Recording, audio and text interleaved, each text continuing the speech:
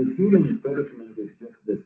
The very seed of your experience is within you, but your perception is entirely outward cast. This is why there is such a big disconnect between within and without. You can see what is outside, but you cannot see what is inside. Even if someone whispers, you can hear, but there is so much activity happening in the body that is beyond your ability to hear. Even if an ant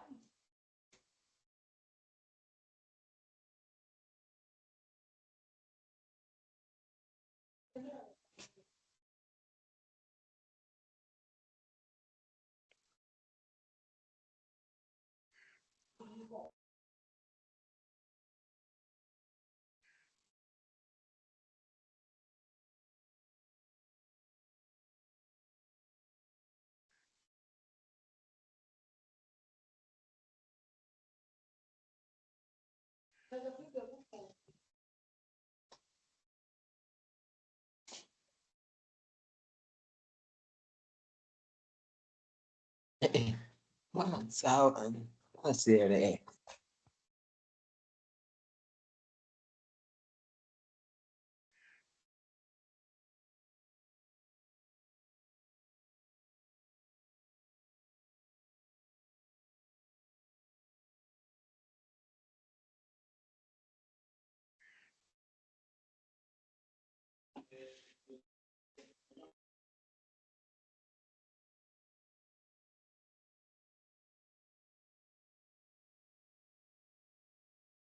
Habari za asubuhi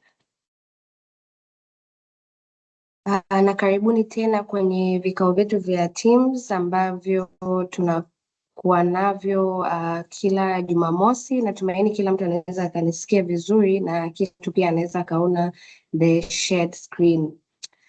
Kwa hiyo ni wiki nyingine ambapo tunakuwa tuna session nyingine. Na this session of course it was very important kwa sababu tunaenda kuelezea kwa undani zaidi hii mifuko miwili ambayo tuliweza kuilaunch wiki iliyopita tarehe 17 Jumatatu.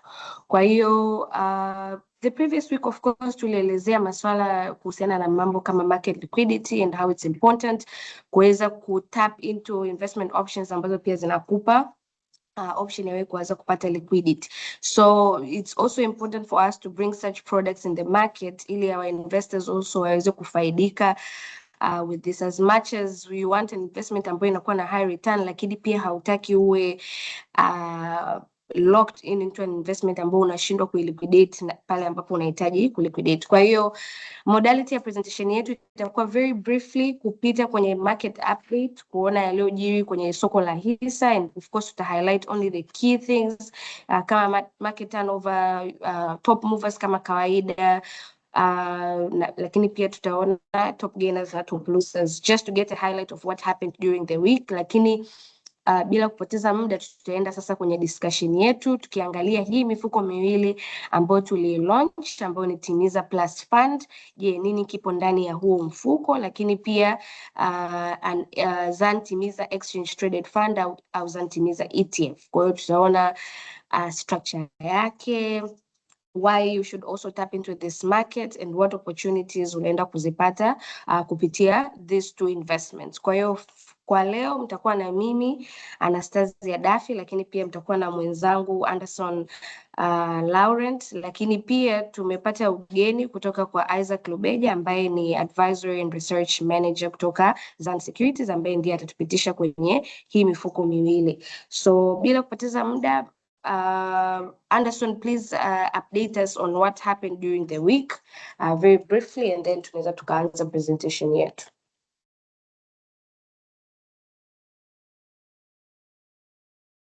Asante sana Anastasia. Bila kupoteza muda katika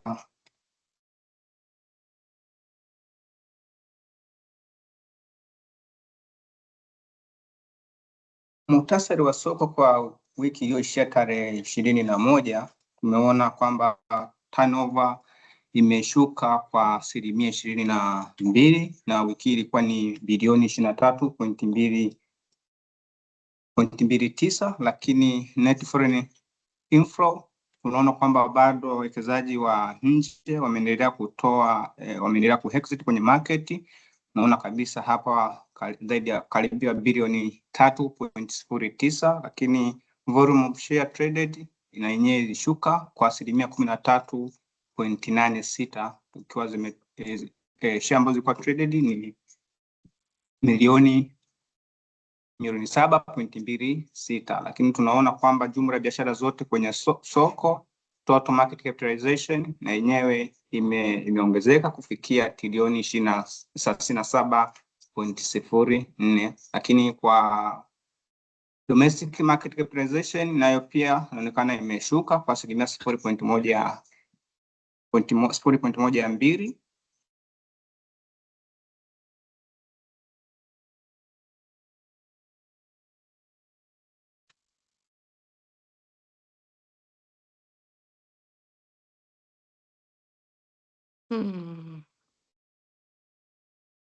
Lakini tukiangalia kwenye whole share index ambayo inapima mwenendo wa bei za soko, inaonekana DCI imeongezeka kwa asilimia 0.41, lakini All Tanzania Share Index imeshuka kwa asilimia 0.12. Lakini unaona kabisa kwa wiki hii iliyoishia tarehe 21 mwezi wa 8, inaonekana bei za hisa nyingi zimeshuka. Tunaangalia kwenye upande wa Industry and Allied imeshuka kwa asilimia 0.2, Bank and Finance imeshuka, na kwenye Commercial Service pia imeshuka kwa asilimia 0.14. Tukiangalia tumeona kwamba turnover ilikuwa bilioni 23.29, lakini kwa waliochangia hiyo turnover unaona NMB alichangia kwa asilimia 49.45 sawasawa na bilioni 11.5, na wa pili alikuwa ni CRDB ambaye amechangia asilimia 26 sawasawa na bilioni 6.1, na mwingine alikuwa ni Nico aliyechangia kwa asilimia 9 sawasawa na bilioni 2.8, na mwingine ni KCB aliyechangia kwa asilimia 3.85 sawa na milioni 895, na tuliona kulikuwa kuna broker trade kama sijasahau Jumatatu ya DCB, naye alichangia asilimia 2.96. Na NMB kwa kweli, na hii ni taarifa baada ya kwamba shares za NMB kwa suspended kwa sababu ya ile share split. Kwa hiyo tuliona biashara ikifanyika kwenye hisa za NMB kwa siku ya Alhamis na Ijumaa jana.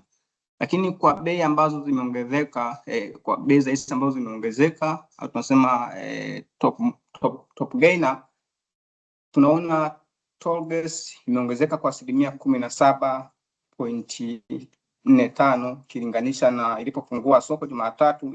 Bei yake ilikuwa 1490 na ikafunga jana wiki kwa shilingi 1750. Maendeleo Bank iliongezeka kwa asilimia 9.52 ambao ni ilifunga kwa shilingi 1840. Mwingine ni DCB, na hii imechangiwa na baada ya kutoa taarifa ya kwamba wamemteua Dr. Charles Kimei kuwa mwenyekiti wa bodi ya kurugenzi ya DCB. Tunaona pia MCB nayo imegain kwa asilimia 6.17 na kufunga soko kwa shilingi 430, na mwingine ni Tatepa. Lakini bei za makampuni ambayo bei za hisa zake zimeshuka, tunamwona Precision Air au tunasema PAL imeshuka kwa asilimia 8.7.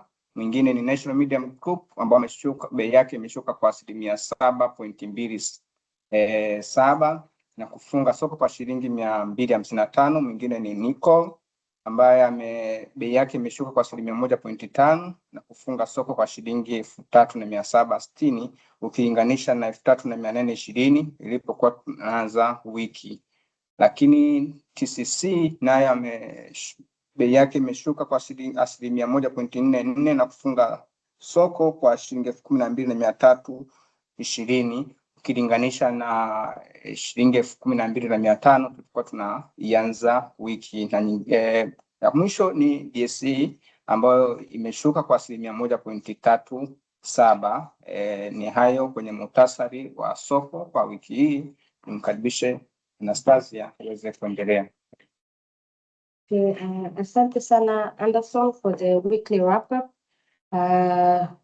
So I think ili tusipoteze muda, we can just start directly kwenye presentation yetu. Kwa hiyo namkaribisha Isaac Lubeja kutupitisha. Okay, habari za asubuhi jamani, ninawashukuru sana kwa kushiriki katika kikao hichi cha leo. Of course, hichi ni kikao ambacho kinatoa maelezo kuhusiana na product mbili ambazo Zan Securities zimeweza kuzizindua tarehe 17 mwezi wa 8 au kwa maana ya Jumatatu wiki hii, na kumekuwa kuna mjadala mingi sana hususan kwa watu ambao ni wageni kwenye haya masoko na hii mijadala mingi inatokana na utofauti kati ya hizi product mbili. Product ya kwanza are you displaying anything for us to see? Yes, we are. Is your screen visible? Yes, it is. Yes, we are. We are actually displaying something, so you could follow up on a presentation. Okay, so nilikuwa nasema kwamba tulizindua product mbili tarehe 17 mwezi wa 8, ambapo product ya kwanza ilikuwa ni Timiza Plus Fund na product ya pili ni Zan Timiza ETF.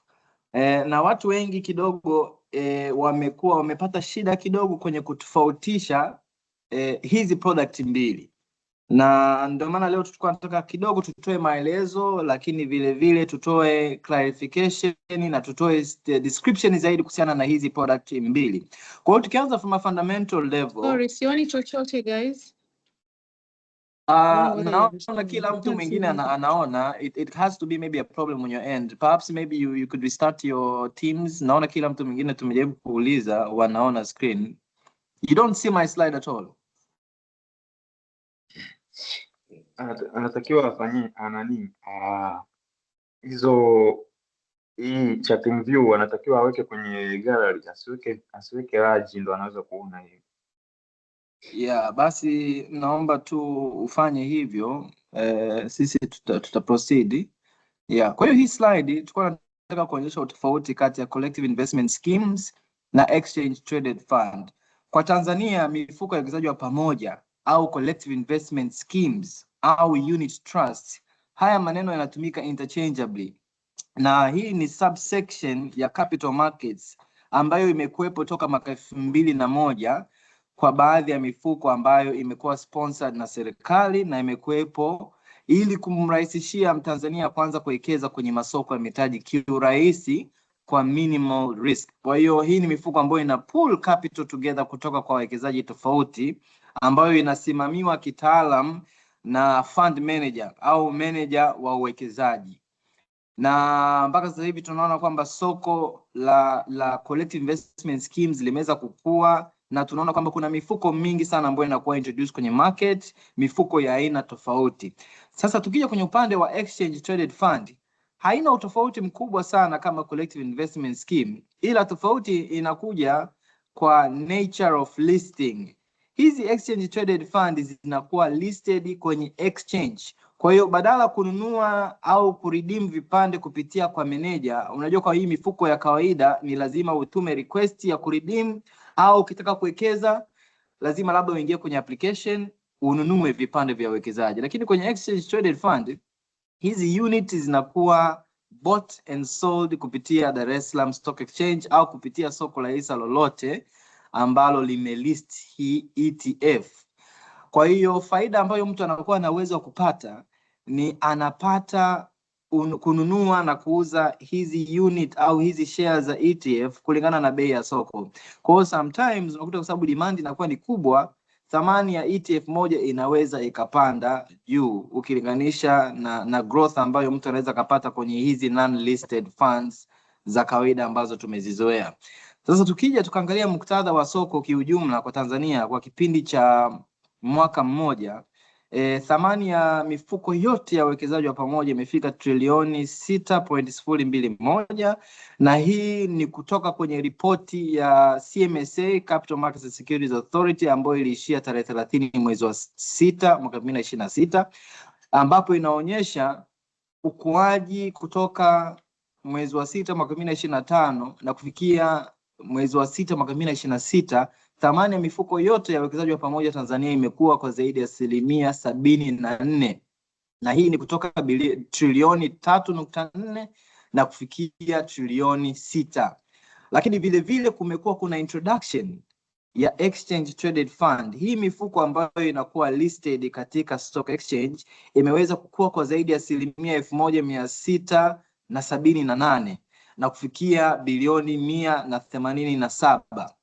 Na kati ya mifuko yote kuna mifuko takriban 22 ambapo kwa robo iliyoishia mwezi wa 6 mwaka 2026 tunaona kwamba kuna additional 2 approved collective investment schemes ambazo zimekuja kwenye market. Sasa ukuaji wa masoko ya mitaji imeweza kuongezeka thamani kiasi gani mwaka hadi mwaka mpaka kufikia mwezi wa 6 mwaka 2026? Thamani ya uwekezaji katika masoko ya mitaji Tanzania imekuwa kwa zaidi ya 46% na kufikia trilioni 75.5. Ni kwa nini tunatoa hizi takwimu? Tunatoa hizi takwimu ili kuweza kujenga context au muktadha kwa investment behavior, kwa sababu tunaelewa kitu kimoja, katika soko lolote hakuwezi kukawa kuna product kama hamna demand. Ukiona kwamba kuna viwanda vinatengeneza magari, ina maana kwamba kuna watu ambao wana mahitaji ya magari.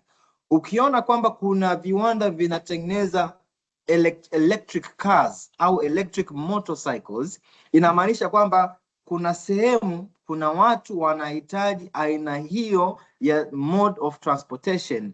Ukiona labda sasa hivi tulitoka kwenye transition ya zile simu ambazo unabonyeza kutumia button na mpaka sasa hivi kuna simu za touch screen, ina maana there's a specific market ambayo ina demand hizo products. Similarly, when we come back to the capital markets, tukaona kwamba mifuko ya uwekezaji wa pamoja imekuwa kwa zaidi ya 74%. Inamaanisha kwamba kuna shift ya investor behavior, maybe kutoka kwenye traditional investment. It could either be sasa hivi watu wanaona kwa nini mimi nitunze rasilimali fedha? Kwa nini niweke hela zangu benki katika saving account ambayo hainipi return kubwa kwa mwaka? Opposite, inanikata makato ya kumaintain hiyo account. Bora nichukue hiyo hela nikaitunze kwenye mifuko ya uwekezaji wa pamoja. Kwa hiyo kumekuwa kuna mindset shift kwa wawekezaji wengi, ndio maana tunaona mifuko hii imeweza kukua kwa kasi mno kwa kipindi cha muda mfupi, kwa sababu kutoka trilioni 3.4 mpaka trilioni 6 kwa mwaka mmoja, hiyo ni karibia ina double. Kwa hiyo tumeona kwamba kuna preference ya wawekezaji ambao sasa hivi wana shift kutoka traditional investment vehicles kwenda kwenye hizi investment ambazo ziko kwenye capital markets ambazo zinampa flexibility mwekezaji.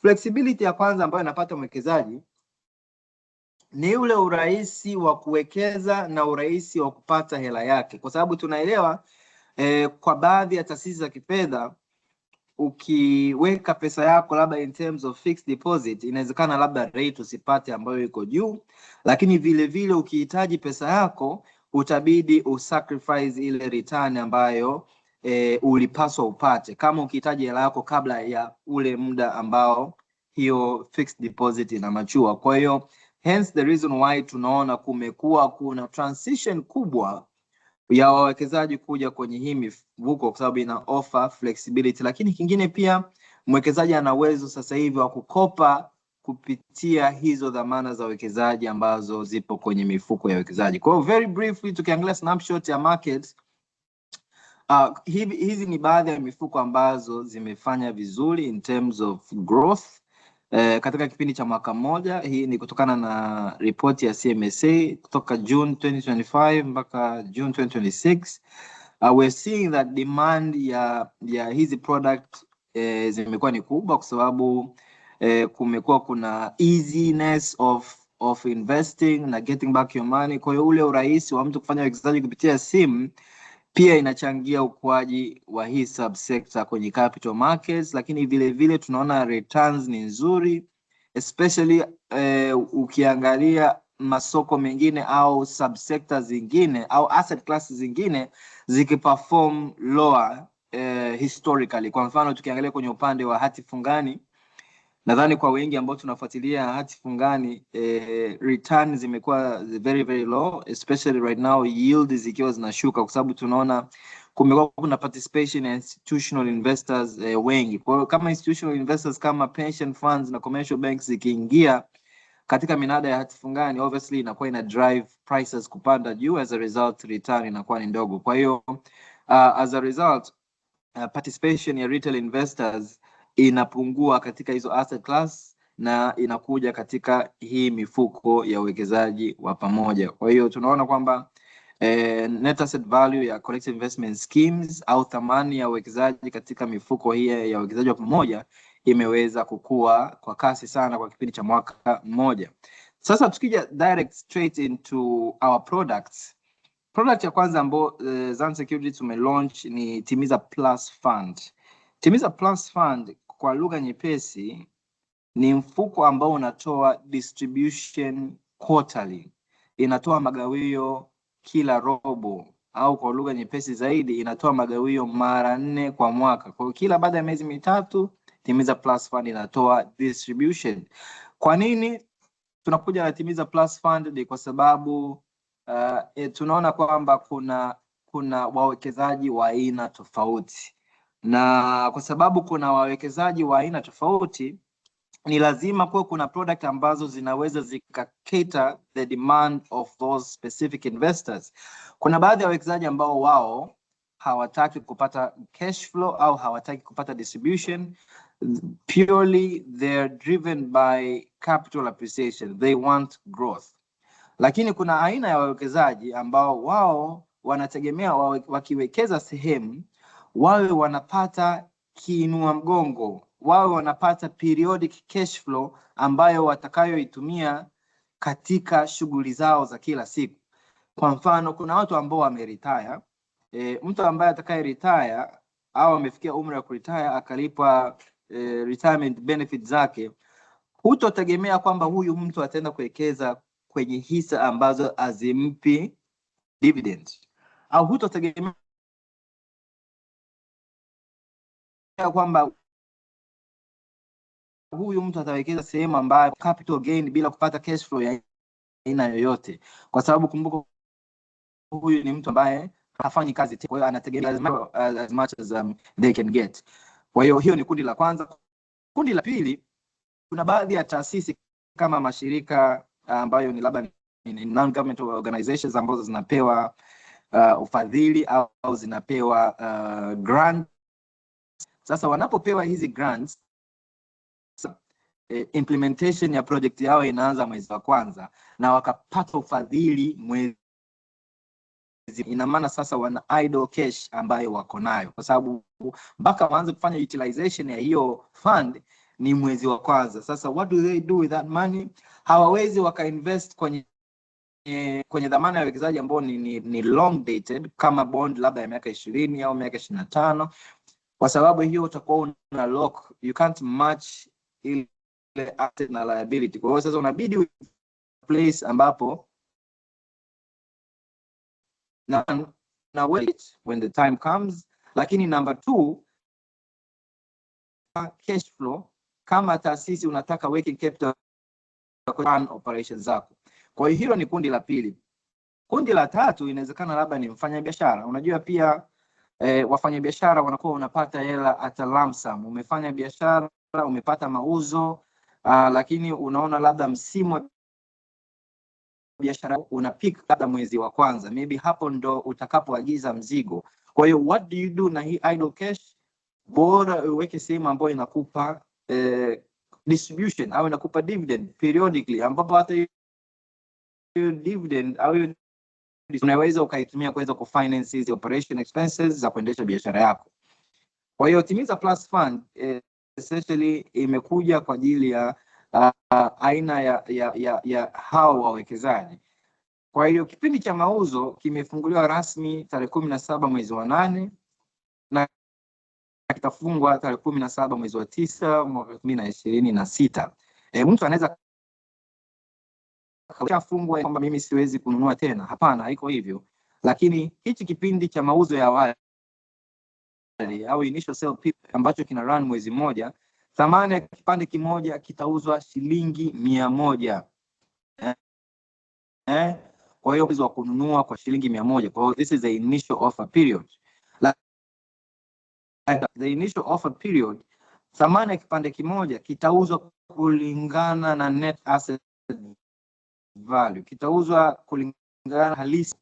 Sasa target ambayo tunakusudia kushow bilioni 5. Kwa maana hiyo kutakuwa kuna vipande takriban milioni 50 ambazo zitakuwa offered katika hii initial sale period.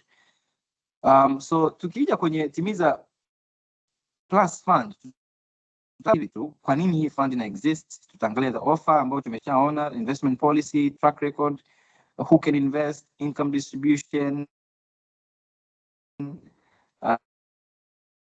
qualities zingine ambazo ni za muhimu.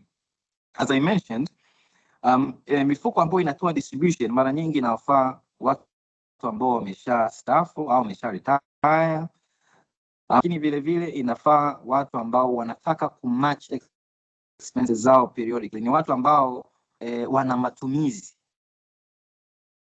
Kwa hiyo unategemea kupata mapato ya kujirudia ili kuweza kukidhi hayo matumizi,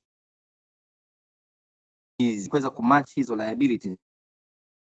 Kwa hiyo if you unategemea kwamba mwezi wa 9 kuna kiasi fulani ambacho itabidi uincur, labda kulipa kodi ya nyumba au labda kulipa ada ya mwanao. Sasa how do you match hizo expenses kama hauna wekezaji ambazo inakupa hiyo periodic cash flow? Sasa unabidi kute investment ambayo itakupa hizo periodic cash flow kumatch hizo liabilities. Kundi lingine kama kuzungumzia ni corporations ambao wana periodic expenses, operation expenses ambazo wana incur on a periodical basis. As I mentioned, kipande kitauzwa kwa shilingi 100. Initial sale period imeshafunguliwa kutoka tarehe 17 mwezi wa 8 ambayo ilikuwa Jumatatu, na itafungwa tarehe 17 mwezi wa 9. Kitakuwa raise ni bilioni 5. Units ambazo zitakuwa offered ni units milioni 50. Kianzio cha wekezaji ni shilingi milioni 1. Lakini additional investment ni 10,000. Kwa hiyo kama umewekeza milioni 1 ambacho ndio kiwango cha chini, afterwards you can invest 10,000. So tukija kwenye highlight, aina ya mfuko huu ni open-ended balanced fund. Maanake ni kwamba huu ni mfuko ambao hauwekezi katika dhamana moja. Ingekuwa labda inaitwa ni equity fund, ingekuwa inawekeza katika dhamana za hisa ambazo zimeorodheshwa kwenye soko la hisa Dar es Salaam tu, au ingekuwa ni debt fund, ingekuwa ni mfuko ambao unawekeza katika hati fungani. Lakini hii ni balanced fund ambazo zinawekeza katika mifuko inawekeza katika dhamana mbili, equity na debt. Lakini vile vile tukiangalia policy ya mfuko ina aim zaidi katika hati fungani au katika dhamana za madeni. Kwa sababu gani? Kwa sababu tunaelewa hizi ni instruments ambazo ni risk free. Yeah. Objective ya mfuko, primary objective ni income distribution ambayo inalipwa quarterly, lakini vile kwa sababu ni mfuko wa wekezaji wa pamoja, tunategemea kwamba thamani ya kipande pia thamani ya kipande inaweza ikakuwa. Hello, unaweza ukamute mic? Sorry, kuna mtu nadhani anazungumza hapo. If you don't mind, could you mute your mic so kila mtu aweze kusikiliza? Okay, so nilikuwa naelezea objective. Mfuko anatoa capital appreciation, lakini vile vile income distribution. Eligible investors, kila mtu ana uwezo wa kuwekeza, domestic investors, foreign investors. Kama wewe ni taasisi, pension funds, unaweza ukawekeza. Lakini vile vile kwa mtu ambao anataka kuhold joint, uwekezaji joint unawezekana. Mtu mwingine alikuwa anauliza sasa hii ni quarter distribution. Sasa kama ni quarter distribution, mwisho wake ni lini? Huu mifuko ya wekezaji wa pamoja hainaga mwisho na is an open ended, na you can invest as long as you want, kwa kipindi chochote unachokitaka. Sasa performance benchmark ikoje? Mfuko huu wa Timiza Plus Fund benchmark yake ni kwa sababu inawekeza katika dhamana za uwekezaji za aina mbili, hisa na hati fungani. Performance benchmark itakuwa pegged katika bond ya miaka 10, lakini vile vile performance ya DSE All Share Index 50% 10 year, 50% DSE All Share Index. Kwa hiyo ikishafika mwisho wa mwaka tutaangalia return ya 10 year treasury bond ilikuwa ni kiasi gani, tutachukua 50%, lakini vile vile tutaangalia return ya soko la hisa Dar es Salaam kwa shares zote, tutachukua 50%, then 100% of that ndio itakuwa benchmark yetu. Kwa hiyo tukiperform above that ina maana kwamba tumeperform above the benchmark, lakini tukiperform below that ina maana tumeperform below the benchmark. So investment policy ya Timiza Plus Fund, tunawekeza katika fixed income securities au dhamana za madeni, lakini ambapo pia kuna hati fungani humo ndani, kuna hati fungani za serikali, kuna hati fungani za taasisi, lakini dhamana zingine ni hisa ambazo zimeorodheshwa katika soko la hisa la Dar es Salaam, ambapo range yake ni 0 to 50%. Na kwa nini tumeweka hivi? Ni kwa sababu hatutaki mfuko uwe exposed sana katika hisa, kwa sababu tunaelewa hisa is risky. Tutakuwa tuna exposure kubwa tu kwenye fixed income securities au kwenye hati fungani, kwa sababu tunaelewa hati fungani risk is relatively lower compare na hisa. Mfuko huu hautowekeza katika hisa ambazo hazijaorodheshwa kwenye soko la hisa la Dar es Salaam. Kwa hiyo it's strictly asset class za aina mbili, listed equities, lakini vile vile fixed income securities, treasury bonds, listed corporate bonds and money market instruments. Why do you need to invest kwenye Timiza Plus Fund? Zanzibar Securities ndo alikuwa ni broker wa kwanza kuweza kuja na mfuko wa uwekezaji wa pamoja mwaka 2024 mwezi wa 5, ambapo tuli launch Timiza Fund, ambapo is an open-ended growth fund, inatoa distribution mara moja kwa mwaka. Since then mfuko umeweza kukua kutoka bilioni 10.3 na kufikia bilioni 55.53, ambapo huo ni ukuaji wa zaidi ya 439% since inception. Wawekezaji ambao tunao mpaka leo ni zaidi ya wawekezaji 14,000 na tumeweza kufikia watu katika mikoa zaidi ya 90% Tanzania. Na tukiangalia kwenye upande wa returns, Zanzibar Securities kupitia Timiza Fund tumeweza kutoa more than 15% return in 2025, lakini vile vile annualized return up to today ya Timiza Fund is around 15% as well. So we are coming with another product. Tunakuja na fund nyingine ambayo itakuwa ni income distribution fund. Najua mtu anaweza akauliza swali kwamba tunategemea return ya hii Timiza Plus Fund itakuwa ni kiasi gani? Kwa mifuko yote ya wekezaji mipya, because hatuna historical performance ya huu mfuko ambao ni mpya, hatuwezi kusema outright kwamba tutakupa asilimia hii, but we are confident the results that we've been able to give kwenye upande wa Timiza Fund, we can replicate the same returns kwenye Timiza Plus Fund and even more. Kwa sababu we've been in the market for a very long time. Tumekuwa kwenye soko toka mwaka 2009, hiyo ni zaidi ya miaka 16 15, and tumeweza kusave wawekezaji wengi mno, na tumekuwa broker wa kwanza kuja na mfuko wa uwekezaji wa pamoja. Kwa hiyo tuna confidence kubwa sana ya kwamba hata huu mfuko mwingine ambao tunakuja nao wa income distribution mara 4 kwa mwaka utaperform vizuri kama Timiza Fund. How can you invest? Hichi ni kitu ambacho ni muhimu sana. Sasa hivi ukiingia kwenye application ya DSE, ambapo nadhani watu wengi wana application ya DSE, ukaingia kwenye application ya DSE pale kwenye homepage, ukiona pale kwa chini itakwambia swipe up for more, then kwenye featured partners utaingia kwenye Zan Invest. Then ukiona kwenye Zan Invest kuna funds, utanunua hapo Timiza Plus Fund.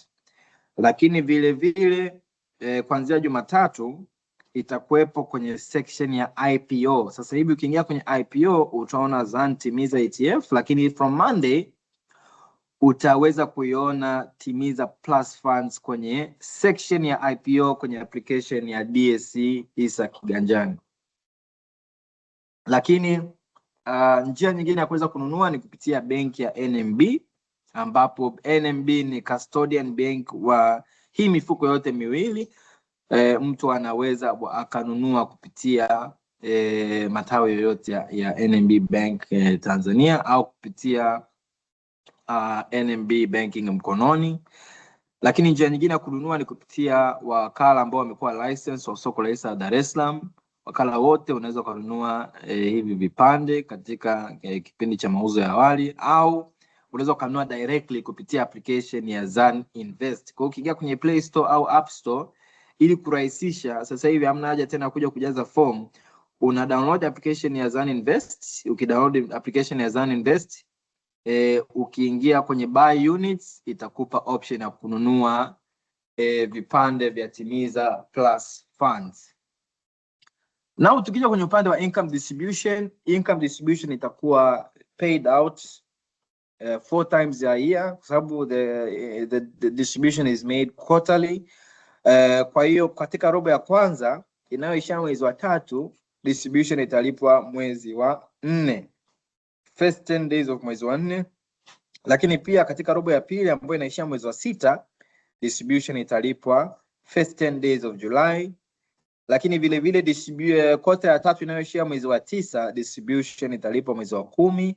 Lakini kota ya 4 ambayo inaishia December, distribution italipwa mwezi wa kwanza, first business days after the quarter close. Why? This is because ni kwa ajili ya administrative issues. Tunapofunga robo ni lazima tufanye reconciliation ya wawekezaji wote ambao wako invested as at quarter end, ili sasa tuweze kutuma instruction benki hao wawekezaji waweze kulipwa. Inakuwa ni ngumu, kwa mfano robo imeisha tarehe 30 mwezi wa 3, ukapata hela tarehe 30 mwezi wa 3, kwa sababu ni lazima instructions zipelekwe benki, distribution ifanyike, so sometimes kunaweza kukaa kuna delay. Lakini sasa ili kuweza fund iweze cooperate katika optimal level na efficient level, ni lazima distribution zifanyike within 10 days after each quarter has ended. Lakini vile vile kuna lock-in period ambapo at least mwekezaji lazima awe invested for a minimum of 3 months kabla hajawa eligible for a quarterly distribution. Why? Ni kwa sababu kumanage au kuadminister mfuko ambao unatoa quarter distribution kidogo inakuwa ina kazi kubwa, kwa sababu hizi distribution zinatokana na maeneo ambayo mfuko umewekeza. Baadhi ya haya maeneo ambayo mfuko umewekeza ni pamoja na amana za benki, fixed deposit kwenye benki, ili kuwa very safe, kwa sababu we are looking out, tunaangalia katika maeneo ambayo yana risk ya chini. Kwa hiyo kama tukisema kwamba hatuweki lock-in period na mwekezaji anaweza katoa muda wote akaqualify kwenye distribution, itakuwa ni vigumu sana kuoperate huo mfuko, kwa sababu unapoweka fixed deposit benki au unapoweka call account benki, na wao wanakuwa wanakupa masharti ni kwamba hii hela lazima ikae muda fulani ili kusudi uweze kupata hiyo interest ambayo umekubaliana.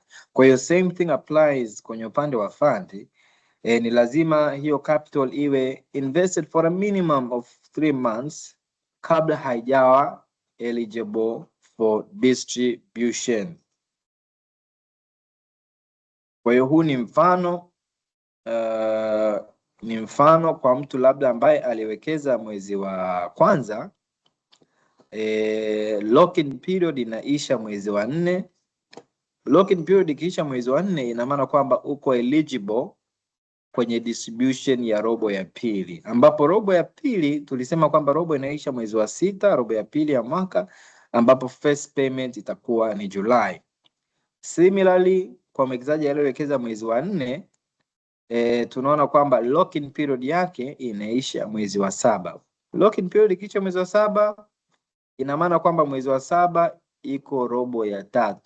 Robo ya 3 payment inakuwa ni Oktoba. If you invest in July, lock-in period kwa sababu ni 3 months inaisha Oktoba. Na Oktoba kwa sababu iko robo ya 4, automatically utakuwa eligible January kwa sababu robo ya 4 inaisha December. So the first 10 days that you're going to get paid, au zile siku 10 za kwanza ambazo utakuwa unalipwa, itakuwa ni mwezi wa kwanza. Kwa hiyo column ya mwisho ni first payment month, ni ule mwezi ambao utakuwa eligible kulipo. Kwa hiyo hii ni mfano tu wa namna gani ambayo lock-in inafanya kazi.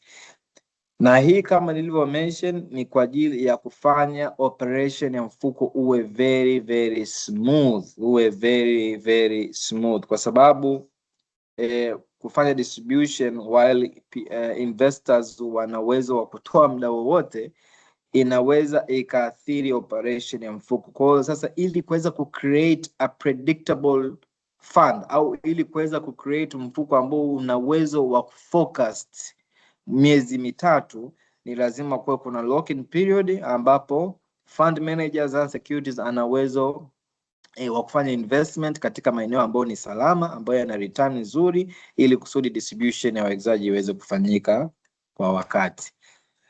Tukija kwenye upande wa timetable, nimezungumzia mfuko au mauzo ya awali yalifunguliwa tarehe 17 mwezi wa 8 mwaka 2026 na yatafungwa tarehe 17 mwezi wa 9 2026.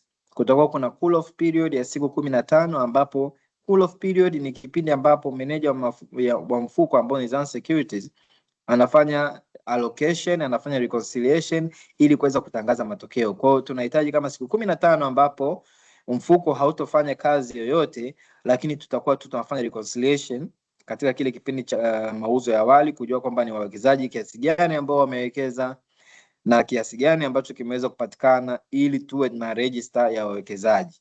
Then tarehe 5 mwezi wa 10 tutatangaza matokeo ya mauzo ya awali, na siku moja baada ya hapo tutatoa statement za wawekezaji wote tutatumia. Lakini vile vile kuanzia tarehe 7 mwezi wa 10 subsequent sale zitaendelea. Kwa hiyo kwa watu ambao wanataka kununua sasa kwa bei halisi ya kipande net asset value, wataweza kufanya hivyo kuanzia tarehe 7 mwezi wa 10 mwaka 2026. So how do you invest? The numerous ways, as I mentioned, kuna njia 3. You can fill physical form, ukatutumia hizo form ziko available kwenye website, ukajaza hiyo form ukatutumia, ukafund account yetu ambayo hiyo account imeorodheshwa katika application form. Then baada ya hapo utakuwa allotted na unit katika kipindi cha mauzo ya awali. Lakini vile vile pia unaweza kufanya hivyo kupitia application ya DSC hisa ganjani, au unaweza kufanya hivyo kupitia application ya Zan Invest. Sasa naomba tuje kwenye Zan Timiza ETF, alafu tukimaliza Zan Timiza ETF tutaruhusu maswali ili tuweze kumanage muda effectively. Sasa nimezungumzia katika ile slide ya kwanza kabisa utofauti kati ya ETF na collective investment scheme ya kawaida, na nikasema collective investment scheme ya kawaida haiwi listed, lakini exchange traded fund inakuwa listed. Kwa hiyo mwekezaji anaweza kununua vipande vya huu mfuko kama vile anavyonunua hisa kupitia soko la hisa Dar es Salaam. Tarehe za ufunguzi na kufungwa ni sawa kama za Timiza Plus Fund, inafunguliwa tarehe 17 mwezi wa 8 na kufungwa tarehe 17 mwezi wa 9. Thamani ya kipande ni shilingi 100 kwa kila kipande. Target ambayo tunakusudia kuraise ni bilioni 5. Katika hii presentation tutakava hivyo vitu: kwa nini Zan Timiza ETF, what is a fund of funds ETF, offer dates, investment policy inafanyaje kazi, na utofauti wake ni nini na ETF tofauti, risk, fees na governance, and how to invest. Hii ni slide ambayo tulizungumzia pia kwenye Timiza Plus Fund, uzoefu wa Zan Securities katika kumanage mifuko ya uwekezaji wa pamoja, ambapo tumeona kwamba thamani halisi ya mfuko wa Timiza Fund umeweza kuongezeka na kufikia bilioni 55.3, ambapo hiyo ni sawasawa na ongezeko zaidi ya 439.13. Wawekezaji ambao tunawasave kupitia Timiza Fund ni zaidi ya 14.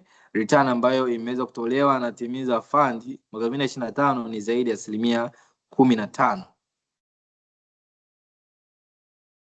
So what is Zan Timiza ETF Fund of Fund?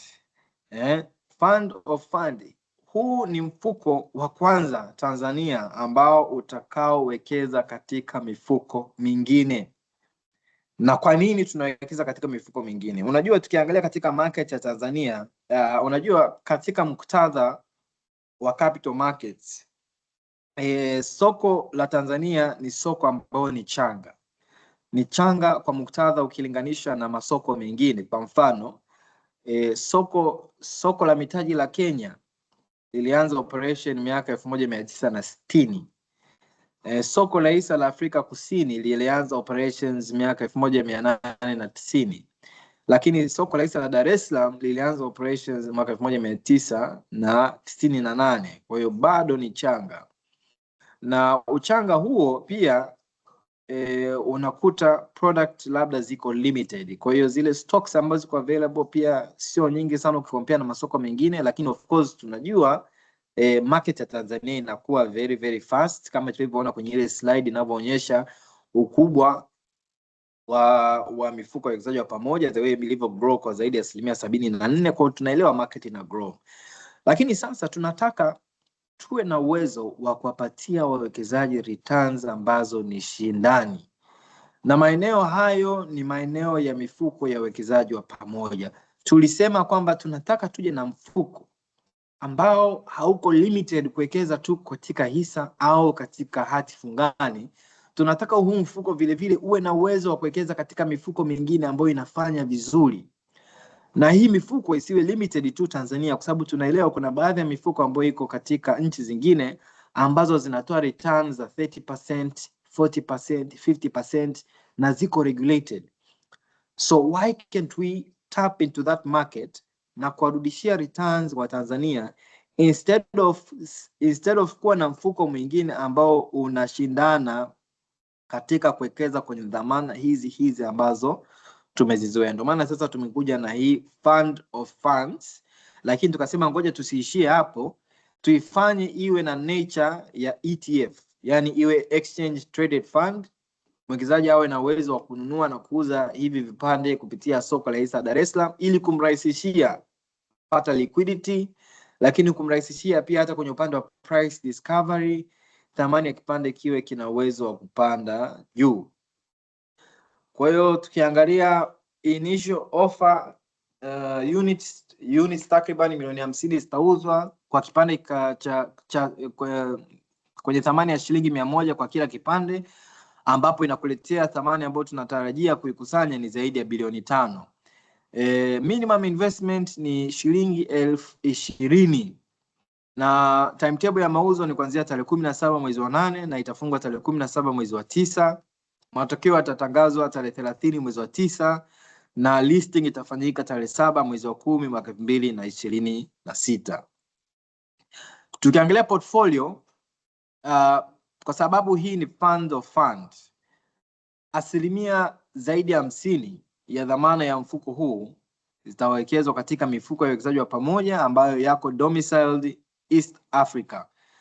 Kwa hiyo tukiangalia eligible collective investment schemes in Tanzania, Kenya, Uganda, Rwanda, all of those funds, Zan Timiza ETF itakuwa na uwezo wa kuwekeza kule kama hiyo mifuko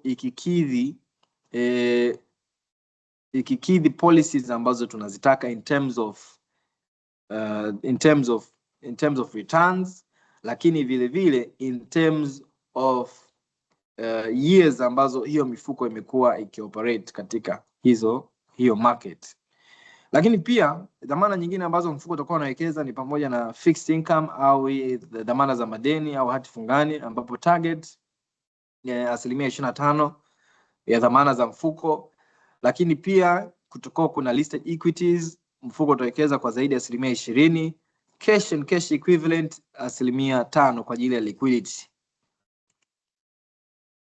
So vitu gani ambavyo vinatupa security kwenye mfuko? Tumesema hii ni investment policy na allocation yetu, kwamba kutakuwa kuna mifuko ya uwekezaji wa pamoja, fixed income, listed equities, cash and cash equivalent, pamoja na target zake.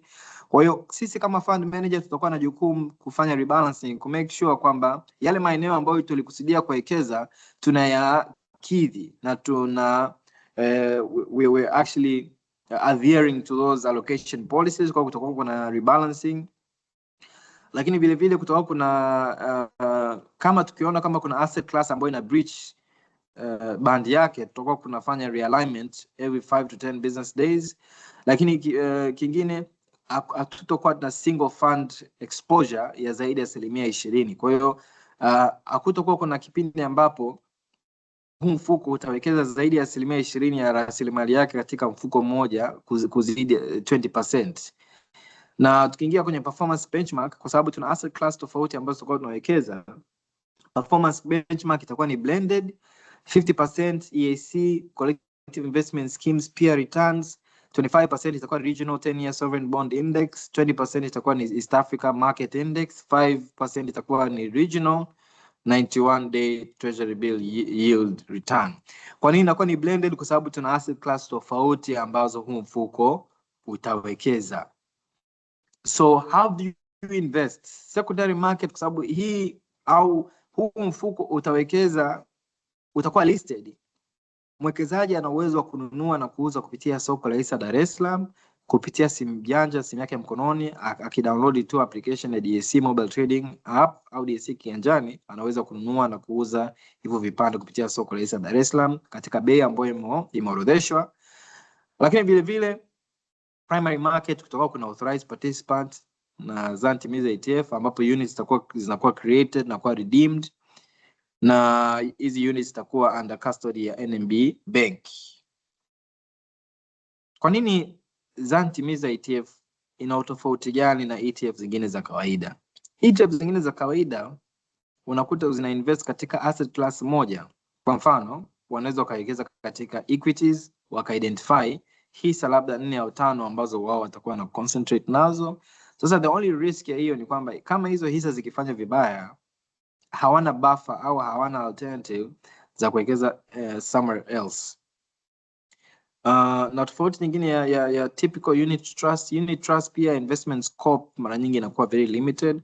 Lakini kwa Zantimiza ETF tumeona ngoja tu diversify, tuwe na uwezo kuwekeza katika mifuko ya uwekezaji wa pamoja, tuwe na uwezo kuwekeza katika bonds, tuwe na uwezo kuwekeza katika equities. Kwa hiyo hata kama kuna asset class moja haifanyi vizuri, tunaweza tukarebalance tukawekeza sehemu nyingine ambayo inatoa return nzuri zaidi, kwa sababu ultimately goal au lengo kubwa, objective ya mfuko ni kurudisha return kwa wawekezaji ili return iwe kubwa. Tofauti nyingine ni liquidity. Typical ETF liquidity inapatikana kupitia DSE, ambapo mwekezaji anaweza kauza au kununua vipande. Lakini Zantimiza ETF vile vile liquidity inapatikana kwa DSE au katika kwa wawekezaji ambao labda ni authorized participants, wanaweza wakatuface sisi directly tuka create units au tuka redeem units kwa NAV. Diversification layer is another difference. Kwa ETF ya kawaida kuna one layer ambao ni index. Kwa typical unit trust mara nyingi pia ni one layer ambao ni single funds. Lakini vile vile kwa Zantimiza ETF ni layer 2. Kuna fund selection, lakini pia kuna underlying asset diversification. Cash distribution ni tofauti nyingine. Kwa ETF nyingi hamnaga cash distribution, lakini inakuwa ni accumulative. Kwa typical unit trust kama Zantimiza, kama Timiza Plus Fund, tunatoa distribution. Lakini kwa hii Zantimiza ETF hamna distribution, kutakuwa kuna compounding. Kwa hiyo katika mifuko ambayo tutakayowekeza, kama kuna distribution ambayo inatolewa, hizo distribution zote zitakuwa reinvested back into the fund ili mfuko uzidi kukua. Another difference ni geographic reach. Typical index ETF nyingi ambazo ziko Tanzania mara nyingi waga ni single markets. Lakini pia tukiangalia tofauti wa unit trust au collective investment schemes zingine, wana invest domestically only. Lakini kwa Zantimiza ETF tukaona kwamba tuwe na option ya kuinvest pia cross border, tupate exposure kwenye masoko mengine, pale ambapo returns za masoko mengine zina perform nzuri. Lakini tu nisisitize, haimaanishi kwamba tunalazimishwa kuwekeza nje. Kama returns za Tanzania ziko juu, tutawekeza kwenye masoko ya Tanzania, kwenye mifuko ya Tanzania, kwenye dhamana za uwekezaji za Tanzania.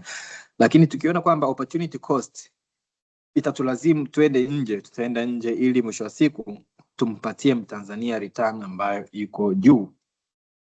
So why invest in the fund? Why invest in the ETF? Kuna diversification.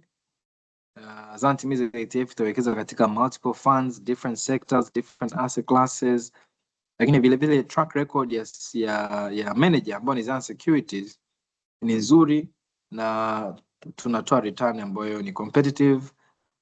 Lakini vile vile we are very active in terms of risk management, assessing risk areas na avoiding any areas that could potentially have any risks to investors in the fund. Another thing is also accessibility. Investing or buying one unit of the Zantimiza ETF inakupa accessibility ya kufanya diversification kwenye asset class nyingi na tofauti. Kwa unawekeza katika mifuko indirectly, unawekeza katika shares indirectly, na unawekeza katika fixed income indirectly. Cost efficiency, hamna entry fee, lakini utakapotaka kuuza utakuwa tu charged according to the prevailing DSC charges za kawaida tu. Na in terms of transparency, tutakuwa tuna publish daily NAV, lakini vile vile holdings zitakuwa published and regulated as per CMSA. Kwa hiyo tukiangalia vile vile third party, tuna NMB Bank ni trustee, tuna advocates ambao ni MM attorneys, na tuna auditors ambao ni Fovis Mazars. So baada ya kusema hayo, ni wasii tu wawekezaji, kama una simu yako ya mkononi, ukiingia kwenye Zan Invest, kama una Zan Invest au kama haujapakua Zan Invest, please download Zan Invest sasa hivi ili kusudi uanze uwekezaji wa hizi product mbili. Lakini kama una application ya DSC hisa kiganjani, ukifungua DSC hisa kiganjani, ukaenda katika section ya IPO, utakuwa na uwezo wa kuona Zantimiza ETF. Kwenye Zantimiza ETF una uwezo wa kuclick subscribe ili uanze kuwekeza kwa kianzio cha shilingi 20,000 tu. Uwekezaji umefanyika kirahisi, tumeweza kufanya uwe very very simple to enable anyone anywhere to have the ability to invest. Kwa hiyo nashukuru sana kwa kunisikiliza. Nimrudishie mic Anastasia aendelee na session nyingine. Asante. Asante sana Isaac kwa a very detailed presentation. Naamini kwa wale wote ambao walikuwa na maswali, because it was very requested, basi watakuwa wamepata most of the answers through this presentation. Kwa hiyo tuna encourage kuendelea kufanya subscription. Of course tumeshaona watu wameanza kufanya subscription, but continue to do so, na kama utakuwa na any challenge, please do let us know. Kuna maswali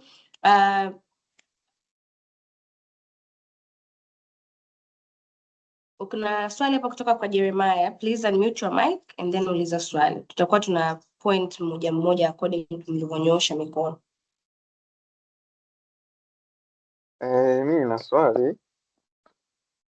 Swali la kwanza ni kuhusiana na huo kwa Zantimiza ETF.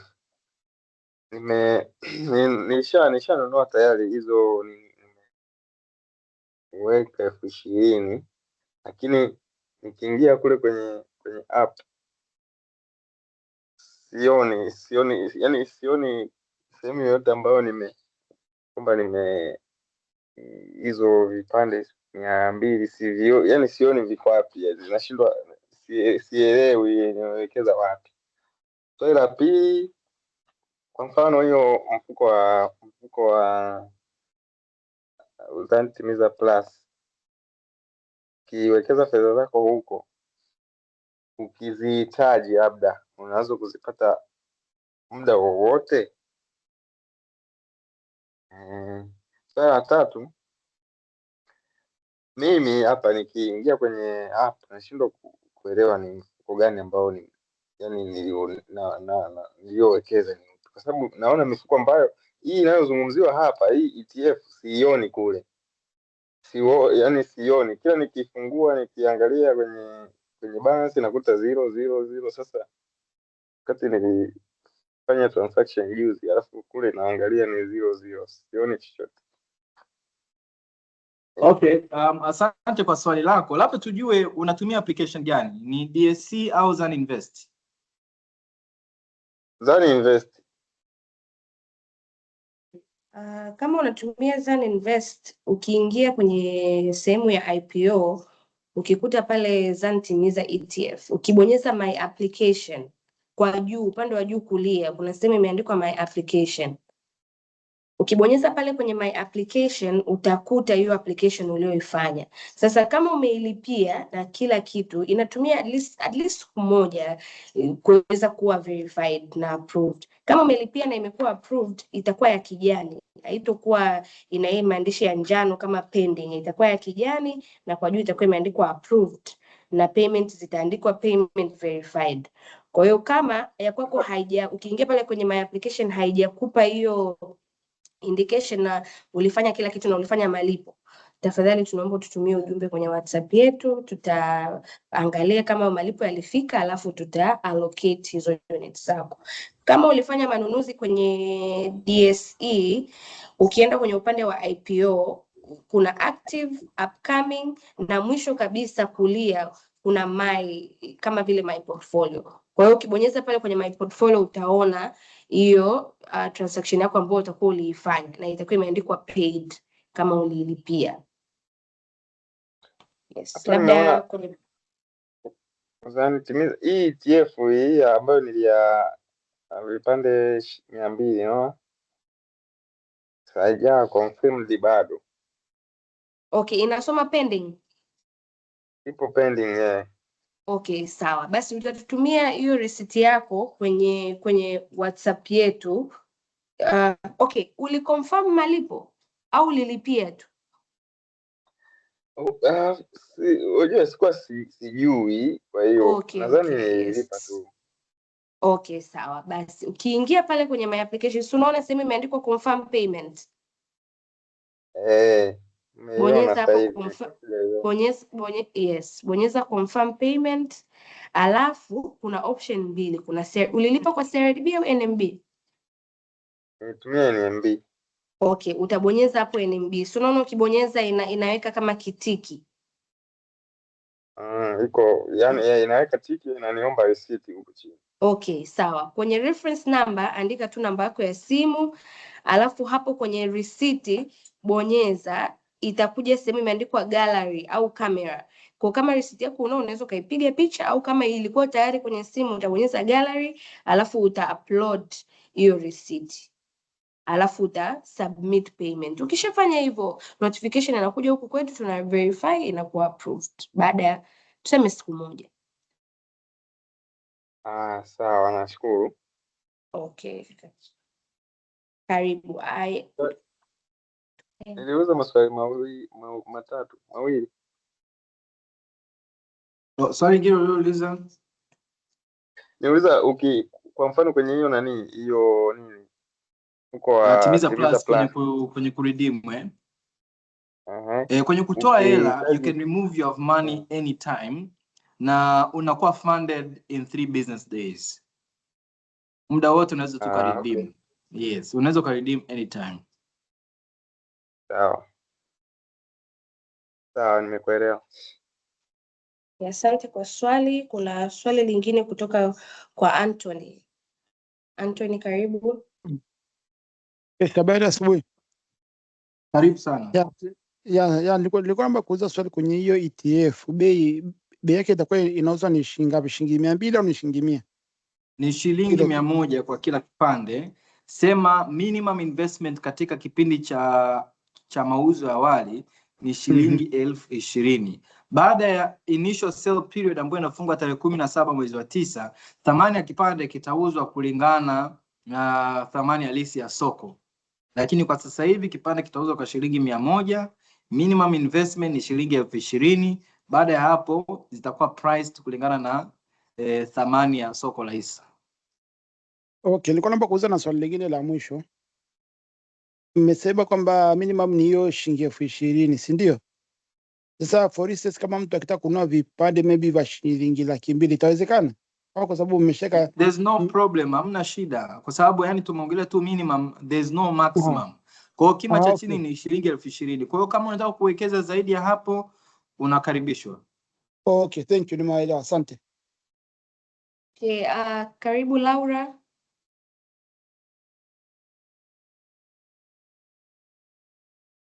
Laura, kama una swali. Okay, yes. I have a question. Since like you people are doing some security, who had the idea to start it? Okay, so Laura, how it works, Zan Securities is a fund manager, and being a fund manager, we have the mandate of structuring and issuing collective investment schemes. So this is a product that we are sponsoring, right? So the idea originally comes from the manager. So automatically it comes from us. So these are our products. And the value that we're giving from the products, if you've been listening through our slides, is we're giving distribution 4 times a year through the Timiza Plus Fund. But the Zan Timiza ETF is going to be a listed fund of fund ETF. So both of these are our products. That's the reason why even when we have named them, we have maintained the name Timiza on both of the products, because these are products that are being sponsored by Zan Securities. Okay. Okay, Laura, if you don't have any other question, tuende kwa Miano. Miano Nchambi.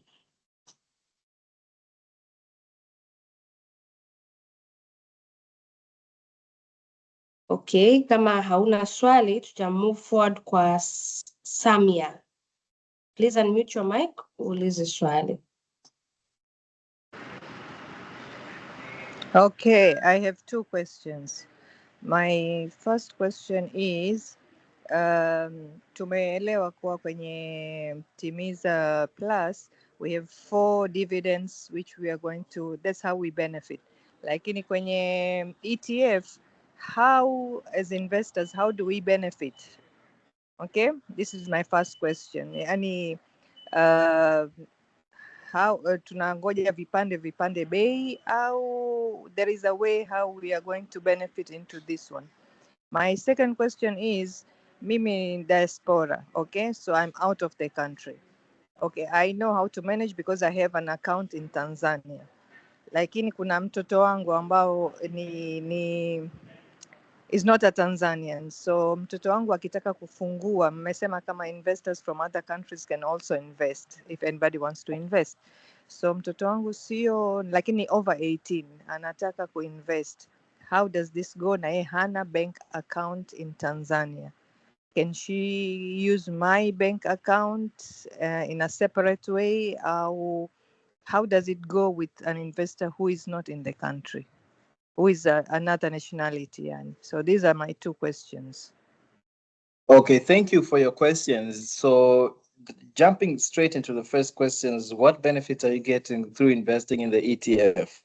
So the reason why we came with the ETF and the reason why we termed it as a fund of funds is that to be able to give investors returns that are above market and to be able to invest in different asset classes that were previously limited in Tanzania, or very few funds have those investment policies. So the Zan Timiza ETF invests in other funds to unlock that potential of returning above market returns.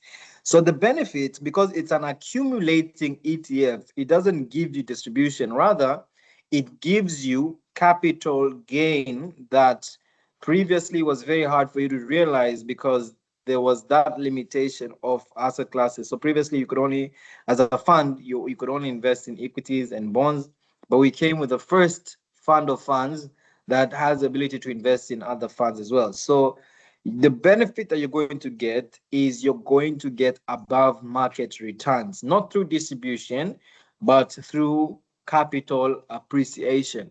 And you can realize that capital appreciation through the Dar es Salaam Stock Exchange. So you have the ability of realizing those gains through selling units through the Dar es Salaam Stock Exchange, because the price or the value of the unit is ultimately going to be determined by demand and supply in the market.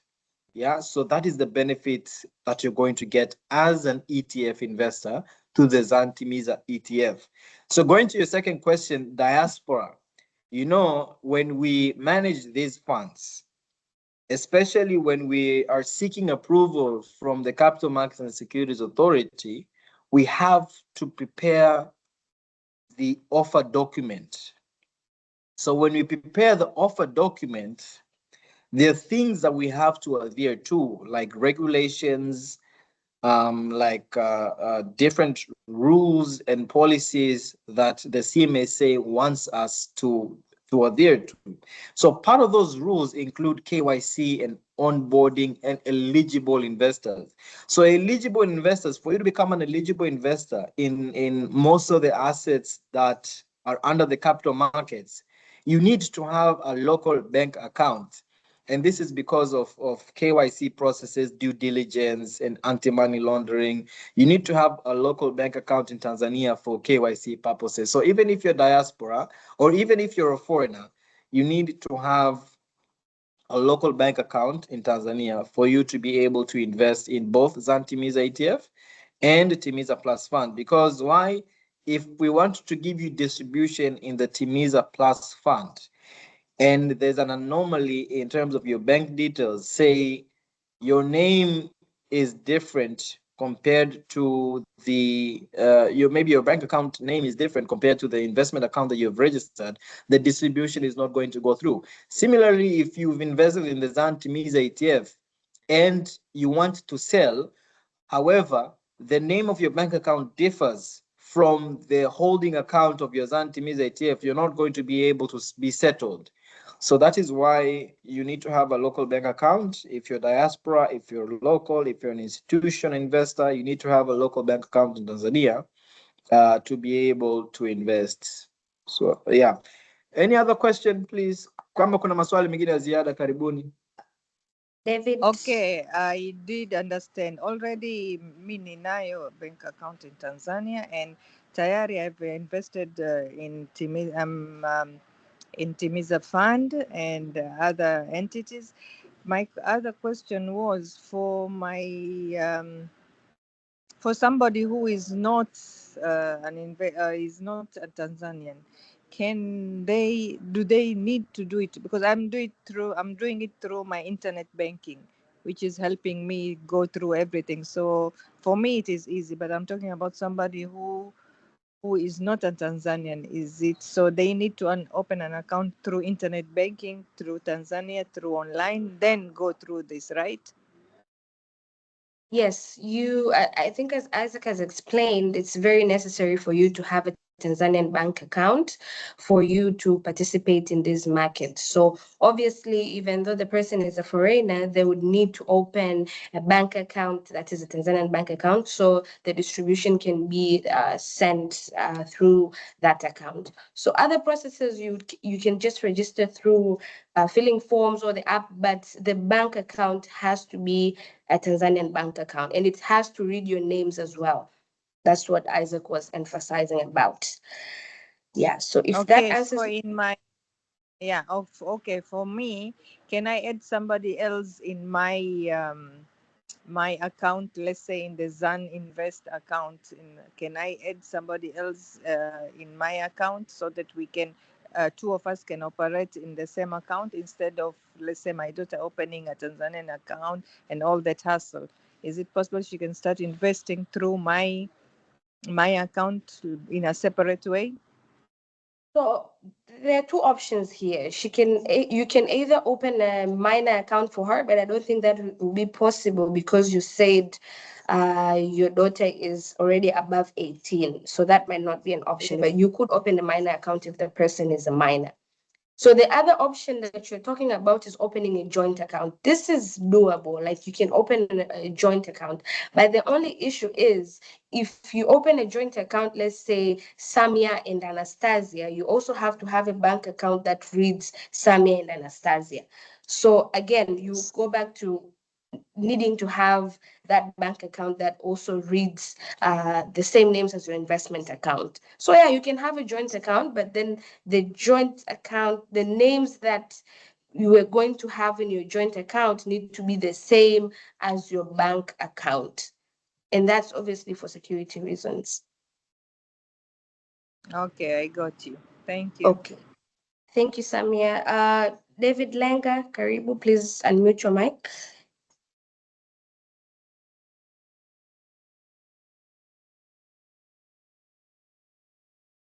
Okay, kama David atakuwa hana swali, tuende kwa Amiri Thabit. Haya, swali langu lipo hapo kwenye mfuko wa Timiza Plus. Kwenye ada ya kuingia na kutoka vipi? Kuna ada yoyote kuingia na kutoka?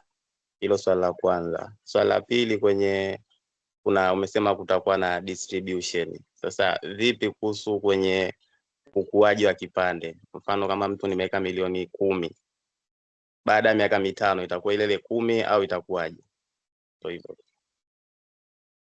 Okay, sasa tukija kwenye upande wa hizi ada za kuingia na kutoka, kwenye Timiza Plus Fund hamna entry wala exit fee. Kwa hiyo ili kumrahisishia uwezo mtu wa kuwekeza bila kuwa na makato yoyote au bila kuhofia kuchajiwa chochote. Tunaelewa kwamba kuna baadhi ya mifuko mingine inakuwa inakuchaji asilimia fulani kila utakapotaka kuuza kipande.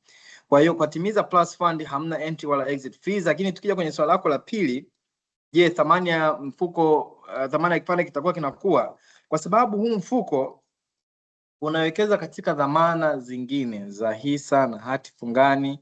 Obviously, thamani ya hizi dhamana zikikua, basi hata bei ya kipande kitakuwa. Lakini kitu kimoja ambacho inabidi tu keep in mind, kwa sababu huu mfuko anatoa distribution yani huu mfuko primary purpose au primary objective ni kutoa distribution mara 4 kwa mwaka.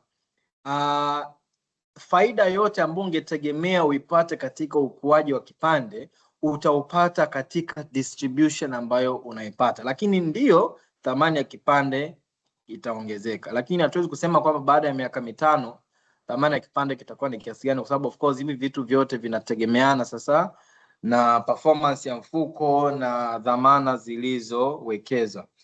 Basi naomba tupokee maswali mengine matatu kwa sababu ya muda. Tukaribisha maswali mengine matatu ya mwisho kabla hatujafunga, lakini sisi tuko open kuanzia Jumatatu mpaka Jumamosi. Mnaweza mkaja ofisini Jumatatu mpaka Ijumaa saa 2 asubuhi mpaka saa 11 jioni, lakini Jumamosi ni kuanzia saa 3 asubuhi mpaka saa 7. Kwa hiyo tupokee maswali mengine matatu alafu tu close meeting yetu. Okay, karibu Richard. Unmute your mic please. Asante. Mimi jana nilidownload hii app ya Zani Invest, ila nilivyoingia nikakutana na Timiza Fund na Timiza Fund Plus. Hii Timiza Fund Plus ndio hii mnaosema kwamba kipande kimoja shilingi 100. Ila nilivyojaribu kununua ikaniambia kwamba kiwango cha chini kabisa ni shilingi milioni 1. Kwa hiyo nikashindwa kuinvest. Nikashindwa kuweka. Kwa hiyo ila nikaweka kwenye hii ya juu ya Timiza Fund ambacho kipande kimoja ni 139. Kimpiti hapa ambacho mnaanza kuongea, mliongea mkasema kwamba kuna namna ya kupitia kwenye DSE. Nikapitia ndo nikawa nimenunua tena leo muda huu tupo tunafuatilia. Sasa swali, je, hii account ya kupitia DSE na hii account ya kupitia hii Zani Invest kwamba ni account mbili tofauti au inakuwaje? Okay, asante Richard kwa swali. Sasa I think kumekuwa kuna a bit of a mix up. Timiza Plus Fund either kwenye DSE hisa kiganjani au kwenye Zani Invest kiwango cha chini ni milioni 1. Kwa hiyo probably huku kwenye Zani Invest ulijaribu kusubscribe kwenye Timiza Plus. and then obviously kwa sababu ya hiyo milioni moja ukashindwa ukawekeza kwenye Timiza Fund, hiyo ni sawa. Lakini ulivyoenda kwenye DSC sa kiganjani, ninahisi kwamba ulienda kuwekeza kwenye ETF ambao kiingilio chake au minimum ni shilingi 20,000. Kwa hiyo naomba tujaribu kuelewa hivi vitu viwili. ETF minimum ni shilingi 20,000, lakini kwenye Timiza Plus Fund minimum ni shilingi 1,000,000. Kwa hiyo haijalishi umetumia channel gani.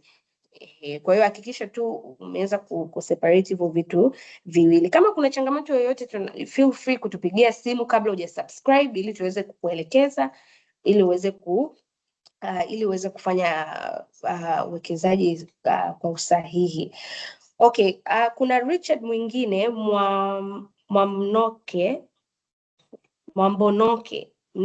sorry. Yeah, please unmute your mic, utauliza swali and then tutapata swali la mwisho kutoka kwa Georgina Mtenga. Yeah, asante. Yeah, swali langu ni ni mawili actually. Moja ni kwamba kwenye ZAN ETF imezungumziwa kwamba hakuna cash distribution, lakini kutakuwa na masuala ya kuongezeka kwa thamani ya kipande, hiyo NAV. Swali langu ni kwamba sasa, kwa mfano kama kwenye sehemu ambazo tumewekeza labda kwenye equities huko, kama tunapata magawio au kwenye hizo fixed incomes tukawa tunapata hizo coupons, je, nita realize vipi hiyo ongezeko kwenye kipande kulinganisha na bei ya hiyo ETF kwenye soko? Yeah. Okay, sasa hilo ni swali zuri.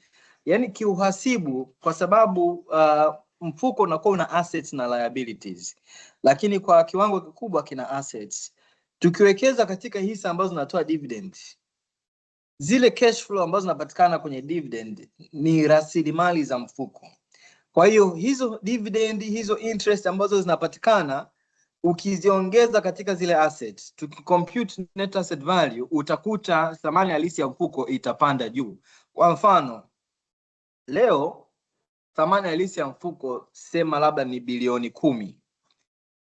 Jumatatu mfuko ukalipwa dividend zenye thamani ya milioni 500 na ikalipwa interest yenye thamani ya milioni 500. Jumla ya rasilimali zimeongezeka kutoka bilioni 10 mpaka bilioni 11. Kwa hiyo ukitafuta net asset value per unit, utakuta thamani ya kipande kimoja kitaongezeka kulingana na ongezeko la magawio na interest ambayo mfuko umepata. Wewe unanufaika vipi kama mwekezaji?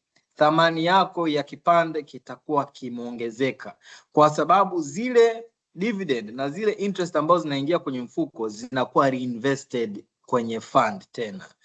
Kwa hiyo that is how hiyo benefit ita translate kwenye kipande chako kama mwekezaji. Asante. Na sasa pale ambapo nataka kuuza, manake kuna opportunity ya kuuza hizo ETF kwa fund manager au ni moja kwa moja mpaka mtu apatikane sokoni? Kwa hiyo sasa kuuza ETF itafanyika kupitia DSC, kupitia soko la hisa. Ndio maana sasa hii imeitwa ni Exchange Traded Fund. Kwa hiyo utauza kupitia soko la hisa la Dar es Salaam. Lakini vile vile sasa uzuri ni kwamba hata fund manager mwenyewe akiona kwamba kuna hisa nyingi sokoni zinauzwa, yeye anaweza ka-intervene kwa kuzinunua yeye mwenyewe kupitia DSC. Kwa hiyo kama kuna outstanding shares nyingi, anaweza kazinunua ili kustabilize bei ya soko. Okay, asante. Swali la mwisho kutoka kwa Georgina. If you're still on, please. Yes, I'm still on and asante sana kwa a very informative session. Swali langu lilikuwa kwenye ETF pia, kwamba naona ETF sisi ambao ni investors inabidi tuwe more active kwenye kuengage with the market kuliko kwenye ile mifuko mingine. Sasa nilikuwa nasema kwamba ina maana tutakuwa tuna uwezo wa kutrade directly on Dar es Salaam Stock Exchange. My understanding ni kwamba kabla uja trade unatakiwa uwe na ile CDS account. So kama Zan Security watatusaidia, kwa sababu mimi nilijaribu once kupata hii account na nimepata changamoto.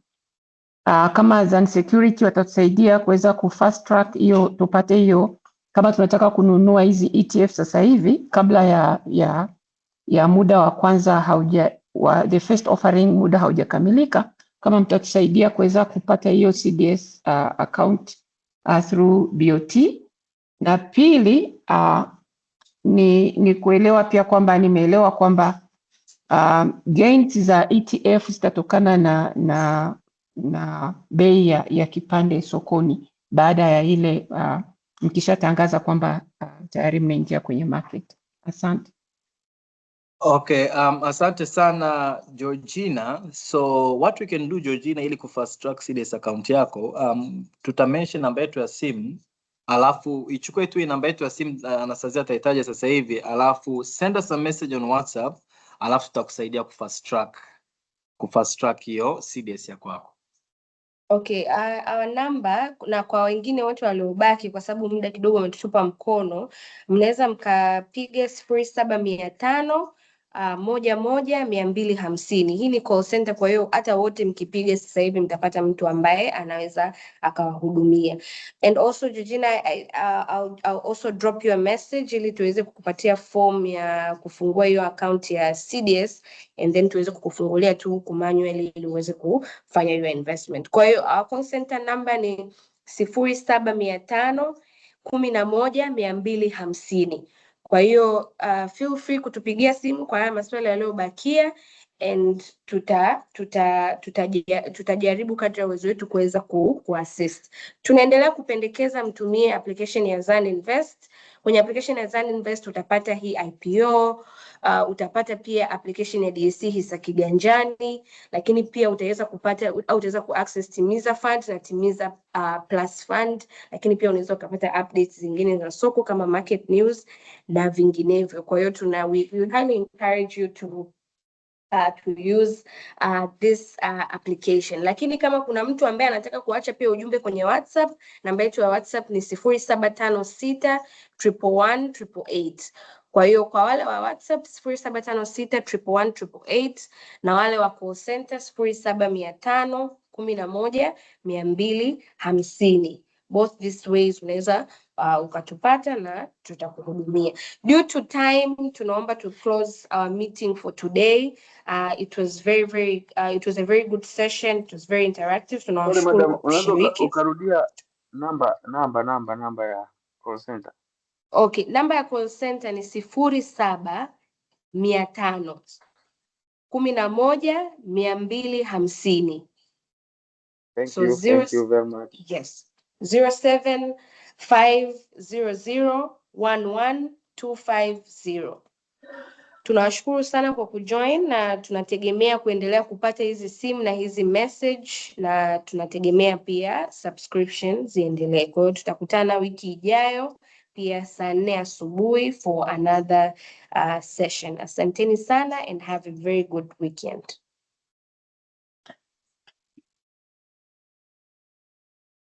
Asanteni na kwenu pia.